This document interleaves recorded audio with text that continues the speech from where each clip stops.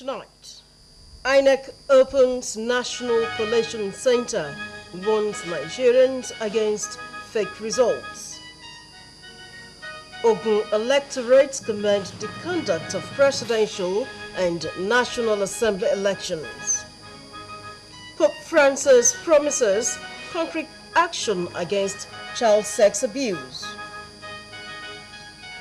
As the 2019 general elections begin, let's all be magnanimous in victory and gallant in defeat.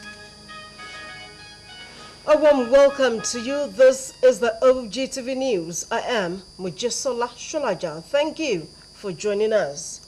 The National Collation Center has been officially opened in Abuja by the INEC chairman, Professor Mahmood Yakubu.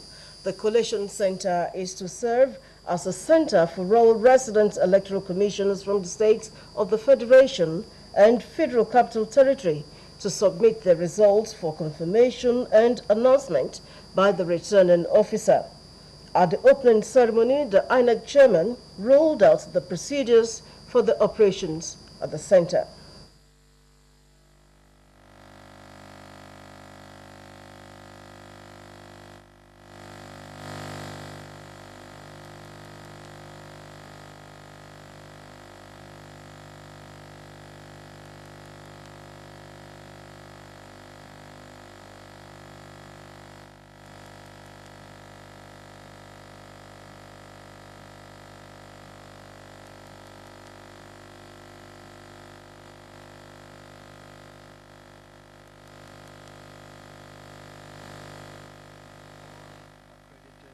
Polling agents, observers, the media, the diplomatic community,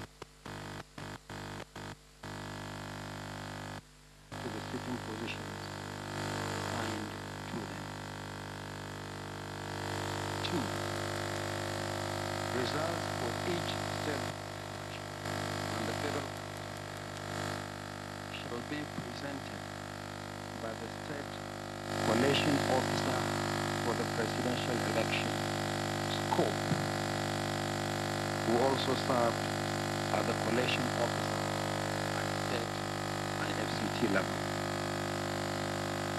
3. After collecting the results at state level, the Scope shall be accompanied to Abuja by the resident electoral commissioner and security agencies. Number 4. According to the chairman, the center will reopen on Monday, 25th February 2019 at 11 in the morning. Professor Yakubu assured Nigerians of a heat-free, fair and credible elections. On behalf of INEC, Professor Mahmood thanked journalists, observers and international community for their patience and support. Meanwhile, the chairman of the Independent National Electoral Commission, INEC, Professor Mahmood Yakubu, has urged security agencies to investigate violent incidents that sought to mar the elections on Saturday. Professor Mahmood noted in his address on Sunday that the Commission has taken an in-depth analysis of the situation of things around the nation, with a major focus at the issues encountered during the conduct of elections. We have received preliminary reports and are closely monitoring the situation in Rivers, particularly Boni and Okukuturu local government areas. We are similarly awaiting the detailed report from our IMO office, particularly in respect of the Owerri municipal local government area. We are also aware of the incidents in some parts of Lagos, particularly Okota. We are similarly aware of the incidents of intimidation, abduction, hostage-taking, and violence unleashed on election officials in some states, notably Akwa Ibom, and the burning down of a vehicle conveying materials used for the election yesterday in the Kina local government area of Kogi State. Some youth corps members serving as ad hoc staff were also attacked in Osun State. While in all these attacks, election staff sustained injuries, we have unfortunately recorded the first fatality in Rivers State. An ad hoc staff, Mrs. Ibisaki Amakri, was hit by a bullet while returning from election duty in Degema. Mahmoud said voting took place nationwide on Saturday, stressing that the Commission is happy with the generally peaceful conduct of citizens as they went to the polls to elect their next president and National Assembly members. The Chief Electoral Officer noted that on Saturday night, the Commission met and reviewed the processes and the challenges arising from the conduct of the electoral exercise based on the information harvested from various citizens' contact platforms. He noted that there were hiccups in getting some of the ad hoc staff and materials to the polling centers, thereby leading to the late commencement in certain units, a situation which he said was put to check by extension of voting duration.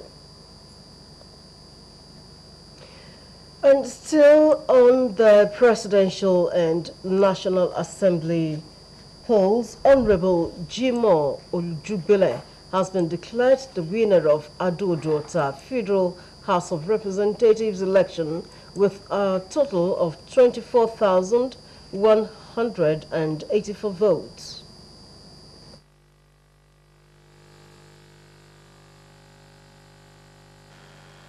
APC 6,243 votes.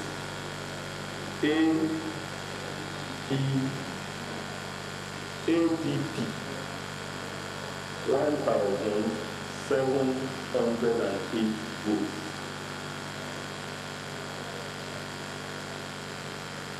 ANN 200 votes.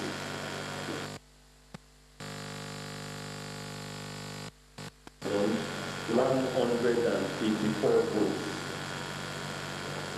APM 15,132 votes. ASD 48 votes. PDP 15,880 votes. PPC 284 votes. PPN 202 votes. YDP 50 votes. Yes, that is YDS 43 votes. Finally, ZLP 22 votes. And I declare for I, Professor Ewo Salabi, hereby certify that I am the returning officer for the Ado-Ota Federal Constituency election held on the 23rd day of February 2019. That the election was contested and that Honorable Jimoh Olujugbele of All Progressives Congress, having satisfied the requirements of the law and scored the highest number of votes, is hereby declared the winner and is returned elected. Ojubele react to the outcome of the election. It's for the good people of Ado-Ota Federal Constituency. That's just it.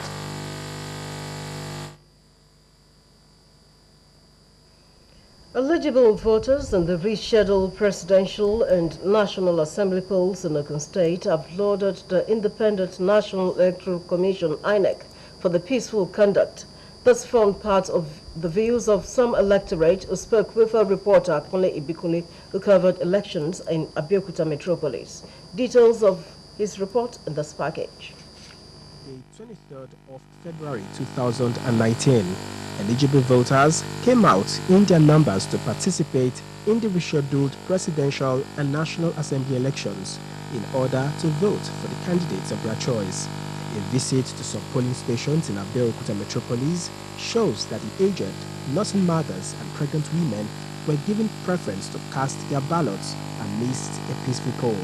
Is going fair and good, no problem. They are adequate, the materials are adequate, and the officers, they are very good, they are very polite, and they are leading us aright what we are expected to do as citizens. I'm satisfied with what I've seen today. I think the security here is adequate. Always believing in our country, that whichever way it goes, Nigeria will remain one. Accessing the conduct of the voting exercise, some candidates of different political parties and electorates laud the Independent National Electoral Commission for their efforts. And, people are bringing seats, from their homes. They are sitting down and waiting patiently. That says a lot about the passion that this election has generated. I think what is left for the INEC to sustain the level of diligence that I've seen at this polling unit, and for them to ensure that at the end of the day, the entire process is successful in every regard. I think it's about a radical departure from the past. We have two sections now, one for the aged and one for the adults, which is a better development. At least it makes things faster, and it's very cool and calm. And it's devoid of violence, no rancor, no pandemonium, and everybody's casting their votes. The exercise there has been very successful. We are all cooperative one another here because we are families. Towards ensuring peaceful conduct of the exercise in all the polling stations, units and wards visited, security operatives were seen in order to maintain law and order, just as Commissioner of Police of the State Command, Ahmed Ilyasu, led other security operatives to monitor the exercise. Some of the polling stations visited were Open Space, Bello Bajomo in Abeokuta South, Akeward 2, Ashiro, Obantoko, Ward 7, Unit 4, Bagura Polling Unit 1, Abeokuta North, Ward 6, Unit 2, among others. Election observers under the platform of Independent Foreign Observers have commended the Independent National Electoral Commission, INEC, and Nigerians for transparency and credibility of Saturday's presidential and National Assembly elections. They gave this commendation at a press conference on Sunday in Abuja. The team leader, Dr. Stuart Young, an academic and diplomat, spoke on behalf of other members of the team at its presentation of preliminary reports.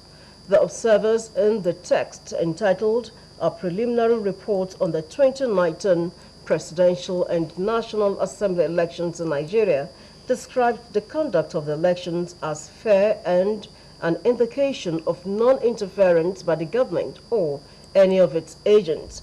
The Independent Foreign Observers Mission, a team from the United States of America, United Kingdom, and the European Union, visited Nigeria with a view to observing the election in line with best global practices. Consequently, more than 200 local observers were recruited and trained to monitor the polls with a view to ascertaining if the elections were free, fair, and credible.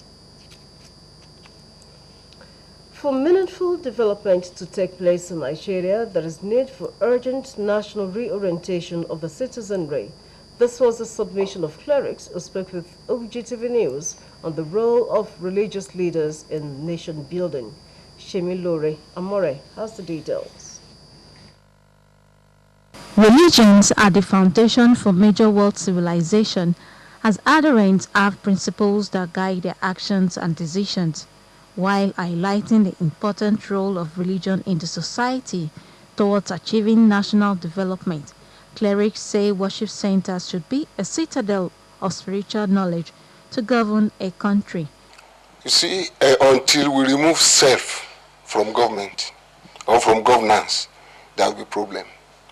Nigeria is so vast in all aspects. Politics with bitterness is not good for our country. We are just developing.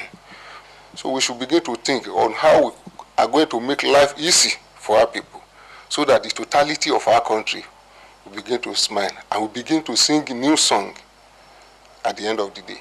They advised leaders to invest in human capital development, provision of jobs, economic opportunity, among others. When somebody thinks right for his people, it's better for the society to back in and try to do anything you believe is within your power to assist. You are not assisting him, but you are assisting your children of tomorrow. And you are assisting yourself too. Absolute power for us, absolutely. And these are people, most of who are so poor before they find themselves in this position of power. The fear of the law will always enhance our leaders to be more cautious, to be disciplined, and to be conscious of God in giving us this expected service rather than stealing our money and making us to be impoverished.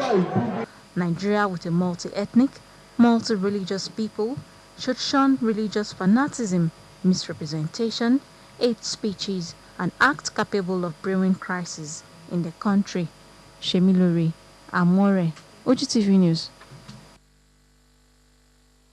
Thank you so much, Shemilori. The news will continue shortly after this break. Stay with us.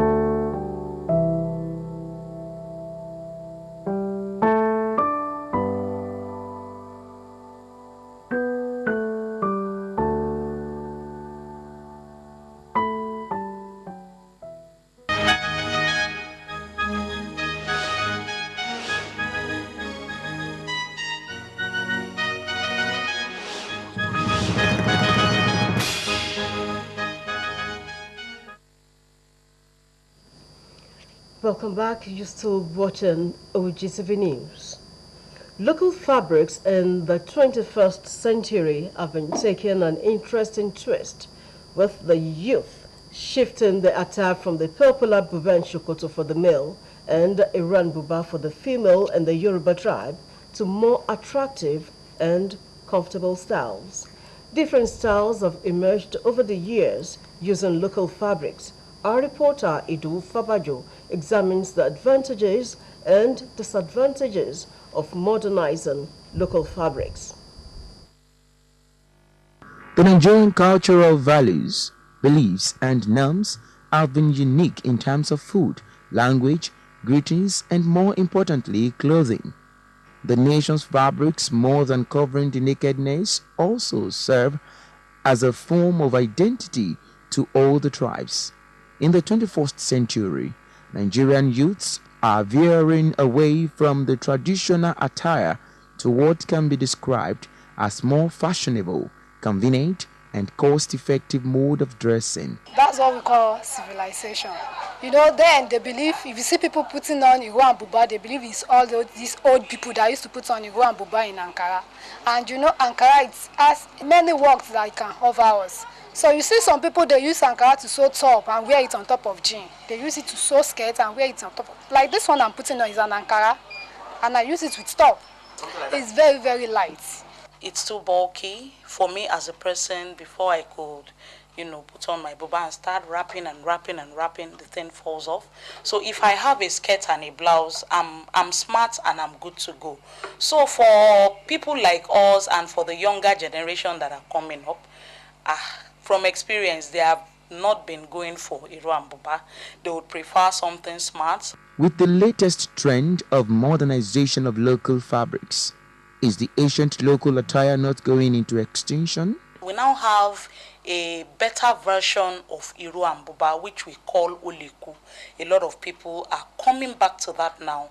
So I won't say it's really fading away. It's coming back. You know, fashion and styles, it comes, it goes. They say the new style of clothing is friendly and smart than the Western styles. We have different styles. We have the peplum, we have the 6 pieces, we have the dresses that are more fitting and it, you know, bring out your shape, and it's more convenient than Iro and Buba. Also, it's cheaper. For me to make Iro and Buba now, there's an Ashwebi, yes, my friend is getting married and they are selling the lace 35,000, and I want to buy. I'll just get a yard.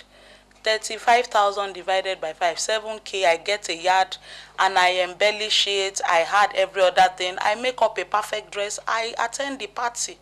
Easy to wear and very, very light. As in talking about putting on just a simple top. You know Ankara now, Ankara fabric is not that thick like putting on the Iro and Buba. You know, when you are going somewhere, you want to take bag. Before you take bag, you say, Okada man, hold on, let me pack my wrap. By and large, local fabrics are beautiful and pride of the nation to the rest of the world. Ido Fabajo, Ogtv News. Thank you, Ido Fabajo. To foreign stories now, Venezuelan opposition leader Juan Guaido has called on other nations to consider all measures to oust President Nicolas Maduro. International pressure is building on Mr. Maduro after opposition-led efforts to bring aid into Venezuela descended into deadly violence on Saturday. At least 2 people died in clashes between civilians and troops loyal to Mr. Maduro, including a 14-year-old boy. The president has blocked aid deliveries from entering Venezuela. Mr. Guaido marshaled volunteers to collect and transport the aid from Brazil and Colombia, but the effort set off fierce border clashes with soldiers who opened fire using a mixture of live ammunition and rubber bullets. The U.S. Secretary of State Mike Pompeo condemned the violence by Maduro's thugs and said the U.S. was prepared to take action. President Donald Trump said that Washington had not ruled out an armed response. Mr. Guaido, 35, last month declared himself interim president and has since been recognized as interim leader by more than 50 countries. Senegalese have today been voting in the country's presidential election. President Macky Sall is seeking a second term and faces 4 challengers in his bid. Since coming to office, Sall has focused on new infrastructural projects, but critics say he has done little to improve the lives of ordinary Senegalese. He is also accused of preventing political rivals from running. More than 6.6 million people registered to vote in these elections.